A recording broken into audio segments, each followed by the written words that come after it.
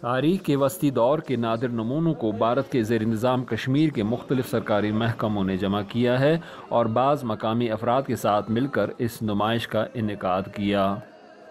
نمائش میں فتح اللہ کشمیری نام کے ایک مشہور خطاط کے 1237 میں لکھے گئے قرآن کے نسخے کے علاوہ سنہری روشنائی سے ہاتھ سے لکھی گئی کئی کتابیں اور خطاطی کے نمونے بھی رکھے گئے ہیں۔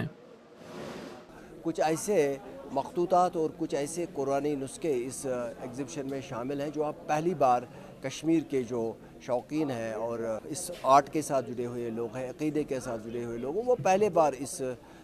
چیز سے سرفراز ہو رہے ہیں۔ تو اس میں آپ مختلف چیزیں دیکھیں گے۔ ایک یہ ہے کہ نادر قرآنی نسخہ جات ہے، اس میں آپ وہ قرآنی نسخہ بھی دیکھیں گے جو کشمیر میں قدیم ترین نسخہ ہے۔ منتظمین کا کہنا ہے کہ نمائش منعقد کرنے کا مقصد جہاں لوگوں بالخصوص نئی نسل کو کشمیر کی اسلامی ثقافت اور میراث کے بارے میں آگاہ کرنا ہے، وہیں ان میں اس ورثے کو آئندہ نسلوں کے لیے محفوظ رکھنے کا شعور پیدا کرنا بھی ہے۔ کوشش یہ ہے کہ اس ایگزیبیشن کی وساطت سے وہ سارے لوگ سامنے آئیں تو دو فائدے ہوں گے۔ ایک تو یہاں لوگوں کو پتہ بھی چلے گا کہ ہمارا ماضی کتنا گلوریس رہا ہے، دوسرا یہ مخطوطات بھی بچ پائیں گے، ان کا کنزرویشن ہو پائے گا، ان کا مینٹیننس ہو پائے گا، اور دنیا میں